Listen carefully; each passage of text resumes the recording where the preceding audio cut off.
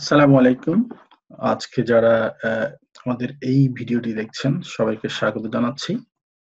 আচ্ছা, ১ম এ আমি ভেরি ইম্পোর্টেন্ট ৩টা অপশন এখানে আপনারা দেখতে পাচ্ছেন। ফর রিভিউ, রিভিউড এবং এক্সক্লুডেড। এগুলা কোনটা কি সেটা নিয়ে আমি ১ম এ বলতে চাই। আপনারা এই যে দেখতে পাচ্ছেন ১ম যেই অপশনটি ফর রিভিউ, এটি হচ্ছে যখন আপনি ব্যাংক স্টেটমেন্ট আপলোড করে দিলেন অথবা ব্যাংক ফিড থেকে ইনফরমেশনটা সিস্টেমে আসলো, সবাই এই প্যানেলে এসে জমা হবে। আপনি এখন দেখতে পাচ্ছেন ফর রিভিউ প্যানেল, অর্থাৎ এইগুলা ব্যাংক স্টেটমেন্ট এখানে এসে জাস্ট এটা আসলে ব্যাংক স্টেটমেন্ট, এটা সে ট্রিটমেন্টের জন্য ওয়েট করছে। সে তার যে কাউন্টার পার্ট যে ট্রানজাকশনটি আছে, তার আদার হ্যান্ড যে ট্রানজাকশনটি আছে যেটির সাথে সে ম্যাচ হবে, সেটির জন্য সে ওয়েট করছে। এটি হচ্ছে ফর রিভিউ। আচ্ছা, যখন আপনি ম্যাচটা করে দিলেন তখন সেটা চলে যাবে রিভিউডে। ঠিক আছে? আচ্ছা। এই এক্সক্লুডেডটা খুব চমৎকার একটা অপশন এবং এটি খুব দরকারি একটা অপশন। যদি কোনো কারণে আপনার মনে হয় বা আপনি ফাইন্ড আউট করতে পারলেন যে কোনো একটি ব্যাংক ট্রানজাকশন ভুলক্রমে ২ বার এসে গিয়েছে বা ২ বার এসেছে বা ভুল সংখ্যা এসেছে, সেটিকে ডিলিট করার জন্য এখান থেকে সরাসরি এই প্যানেল থেকে ডিলিট করা যায় না। অর্থাৎ যখন সে ফর রিভিউর জন্য থাকবে ওখান থেকে ডিলিট করা যায় না। তখন তাকে কি, ধরুন যে আমি যদি জাস্ট স্যাম্পল হিসেবে নেই, আমি বাই ইট ডিরেক্ট এই ট্রানজাকশনটির কথা বলতে পারি। এই ট্রানজাকশনটি আমি ধরে নিচ্ছি এটা ভুলক্রমে আসছে, এটি আমরা এক্সপেক্ট করিনি, সামহাও এটা এসে গিয়েছে। আমরা যেটা করব, এইটিকে এই এই ট্রানজাকশনটি সিলেক্ট করব। এখানে আমরা এটিকে এক্সক্লুড সিলেক্টেড নিয়ে যাব।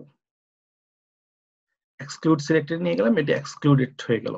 এখন এই ট্রানজাকশনটি এক্সক্লুডে চলে আসলো। যদি এক্সক্লুডে চলে আসে, সেই ট্রানজাকশনটি আপনার সিস্টেমের কোথাও কোনোভাবে ইফেক্ট ফেলবে না। আপনি চাইলে এটাকে এখানে রেখে দিতে পারেন, অথবা যদি ডিলিট করে ফেলতে চান, সিস্টেম থেকে একেবারেই ডিলিট করে ফেলতে চান, আপনি এখানে টিক চিহ্ন দিয়ে ডিলিট করে দিতে চলে যাবে। আচ্ছা, আর যদি কোনো কারণে এটিকে আগের জায়গায় ফিরিয়ে নিতে চান, অর্থাৎ যে ফর রিভিউ প্যানেলে যে ছিল সেখানে যদি ফিরিয়ে নিতে চান, তাহলে আপনি জাস্ট আনডু করে দিলেই হবে। আমি আনডু করে দিলাম। এটি এখানে চলে এসছে। এই হলো ব্যাপার। আমার মনে হয় আপনাদের মনে আছে আমি যখন লাস্ট ক্লাসে বলছিলাম যে এখানে এই প্রত্যেকটি ট্রানজাকশন তার পার্টনার অ্যাকাউন্টেন্ট পার্টনার ট্রানজাকশন খোঁজে।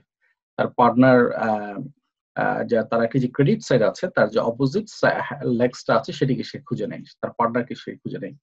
তো ডাটা যখন এখানে আসলো, ব্যাংক স্টেটমেন্টে যখন এখানে আপলোড হলো, সিস্টেম যেটি করবে তার আদার হ্যান্ডে সে খুঁজতে থাকবে সিমিলার অ্যামাউন্ট দিয়ে। সে তার নিজস্ব অ্যালগরিদম দিয়ে, তার নিজস্ব ডেটা দিয়ে সে ফাইন্ড আউট করতে থাকবে তার কাউন্টার পার্টটা কোথায়। আপনি এখানে যেই বাটনটি, যে ট্রানজাকশনটিতে আপনি দেখবেন এখানে এভাবে গ্রিন হয়ে আছে, বক্স এবং ডিপ কালার গ্রিন হয়ে আছে। হ্যাঁ, এটিকে আপনি, এটির অর্থ হচ্ছে যে ব্যাংক ট্রানজাকশন তার তার সে একটি ট্রানজাকশনকে লোকেট করেছে যেটি আগে সিস্টেমে ছিল, এবং সে মনে করছে এটির ডেবিট বা ক্রেডিট হচ্ছে এই ট্রানজাকশনটি। আমরা এখানে যদি একটু ক্লিক করি, আমি এখানে দেখতে পাবো কার সাথে সে ম্যাচ করছে। সে ম্যাচ করছে ইনভয়েস 1018, অর্থাৎ ব্যাংক স্টেটমেন্ট একটা পেমেন্ট এসছে 6240। ঠিক আছে? আচ্ছা, আমাদের একটি কাস্টমার ইনভয়েস ওপেন ছিল সেম অ্যামাউন্টের। সো সিস্টেম ধরে নিয়েছে এই ব্যাংকের এই ট্রানজাকশনটি, ব্যাংকের এই পেমেন্ট রিসিভ যেটা করেছে সেটা এই ইনভয়েসের কারণে করেছে বা ইনভয়েস বাবদ করেছে। সিস্টেমের এই অনুমান ঠিকও হতে পারে, বেঠিকও হতে পারে, কিন্তু আপনি কখনো সিস্টেমের এই রিকমেন্ডেশনকে রাইট বলে মনে করবেন না। আপনার যেটি কাজ সেটি হচ্ছে এই যে সিস্টেম যে রিকমেন্ডেশন করেছে সেটিকে চ্যালেঞ্জ করা। প্রথমত আমরা ইনভয়েসে যাওয়া, যে ইনভয়েসটা কার নামে, আমি ইনভয়েসটা ওপেন করলাম। আমি ইনভয়েসটি ওপেন করলাম, আমি দেখলাম এটা আসলে আউটস্ট্যান্ডিং ছিল কিনা।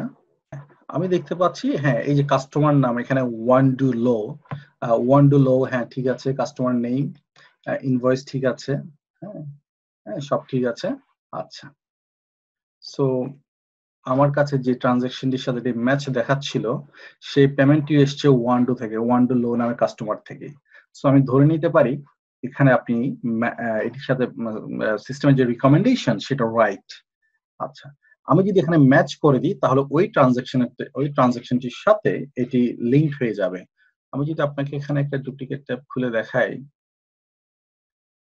আমি যদি এখানে এই যে এই যে দেখুন, আমি আরেকবার দেখাচ্ছি। আমি এই ট্রানজাকশনটি এখন ওপেন আছে, এখানে কোনো পেমেন্ট হয়নি। আমি যদি ওটার সাথে ম্যাচ করে দিই এটা পেমেন্ট হয়ে যাবে এবং লিঙ্কড হয়ে যাবে।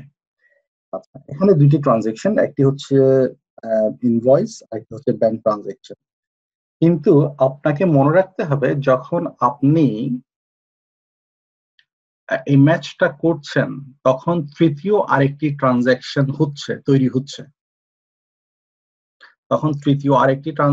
তৈরি হচ্ছে, এখন ব্যাংকের একটা ট্রানজাকশন এখানে আছে। আচ্ছা, একটি ট্রানজাকশন সেটা আপনি এখানে দেখতেই পাচ্ছেন। আরেকটি ট্রানজাকশন হলো ইনভয়েস, যে আপনি ইনভয়েসটা কোড করেছিলেন বা ইনভয়েস ইস্যু করেছিলেন, এটি একটি, এবং এইটি আনপেইড পজিশনে আছে। যখন আপনি এই ম্যাচ বাটনটা প্রেস করবেন, অর্থাৎ এই দুটি ট্রানজাকশনের সাথে লিংক করবেন, তখন সিস্টেম নিজেই তৃতীয় আরেকটি ট্রানজাকশন করে নেবে। এই জিনিসটা আপনাকে একটু মনোযোগ দিয়ে শুনতে হবে, এই জিনিসটা ভালো করে বুঝতে হবে। অনেকে এই জিনিসটা বোঝেন না, কারণ এই জিনিসটা বোঝার উপর নির্ভর করছে আপনি পরবর্তীতে কোনো প্রবলেম হলে আপনি কতটা দ্রুততার সাথে কারেকশন করতে পারবেন। আচ্ছা, তো আমি কথাটা আরেকবার বলছি। এখানে ব্যাংকে একটি ট্রানজাকশন আছে, আমরা সেটা ব্যাংক স্টেটমেন্ট থেকে দেখতে পাচ্ছি। আরেকটি ট্রানজাকশন আছে যেটি আপনি কুইকবুক থেকে ইনভয়েস ইস্যু করেছিলেন এবং সেটা আনপেইড অবস্থায় আছে। এই যে, হ্যাঁ, আমরা এখানে দেখছি রিসিভ পেমেন্ট অপশন আছে, এখানে কোনো পেমেন্ট হয়নি।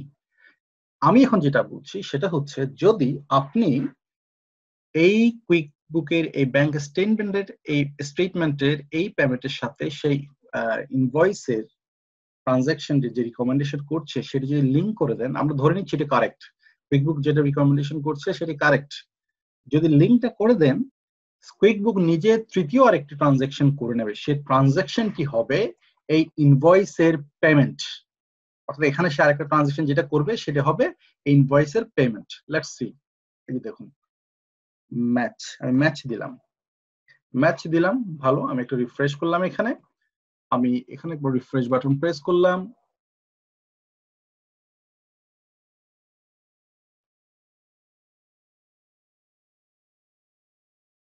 এবং আপনারা দেখতে পাচ্ছেন এই যে আপনাকে একটু আগে বললাম যে তৃতীয় একটি ট্রানজাকশন সে তৈরি করবে, সেই তৃতীয় ট্রানজাকশনটি হচ্ছে এই যে সে পেমেন্ট নিয়ে নিয়েছে, সে পেমেন্ট দেখাচ্ছে। এই যেখানে দেখেন সেখানে ম্যাচ হয়ে গিয়েছে, এই দুইটা যে ম্যাচ আমরা যেটা করলাম সেটাই সে দেখাচ্ছে। আচ্ছা, আপনাদের অনেকেই যে বিষয় এখনো যারা বিষয়টি ধরতে পারেননি, আপনাদের কাছে এখনো কনফিউশন লাগছে, আমি তাদের কনফিউশন দূর করার জন্য আমি দেখাচ্ছি যেটি আরেকটি ট্রানজাকশন যেটি তৈরি করছে সেটা আমি দেখাচ্ছি, আবার দেখাচ্ছি। দেখুন, আমি যদি যাই লাস্ট ট্রানজাকশনে যাই, এই যে সেই পেমেন্টটি আমরা লিংক করে দিয়েছিলাম ওখান থেকে, ব্যাংক প্যানেল থেকে। সো আমি যদি সেই ম্যাচ যেটা আমরা করে দিয়েছিলাম সেটা আনম্যাচ করে দিলাম, অর্থাৎ যে লিঙ্কটা তৈরি করে দিয়েছিলাম সেই লিঙ্কটা আমি এখন ভেঙে দিলাম। আমি এখন এটা,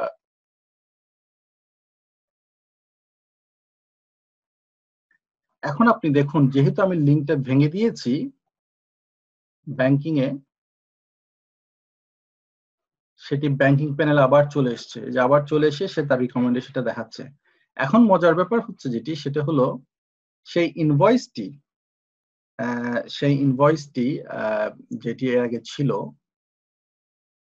আপনাদের মনে আছে নিশ্চয়ই ওই সময় এর আগে আপনাকে যখন এটি দেখিয়েছিলাম তখন সেইটি আনপেইড ছিল। কিন্তু এখন দেখুন, এখন যদি আপনি দেখেন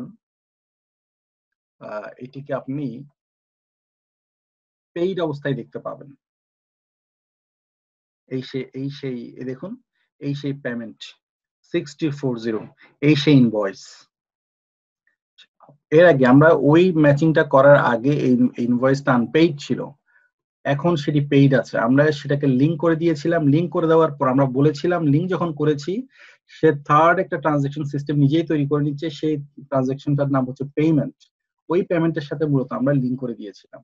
সেই পেমেন্টটা আমরা লিঙ্কটা ব্রেক করে দিয়েছি। ব্রেক করে দেওয়ার পর ব্যাংকের যে ট্রানজাকশন ছিল সে তার জায়গায় চলে আসছে। ব্যাংকের যে ট্রানজাকশন ছিল সে তার জায়গায় ব্যাক করছে। আমি সেটা আপনাকে আরেকবার দেখাই। এই সেই ট্রানজাকশন, সে আগের জায়গায় চলে আসছে।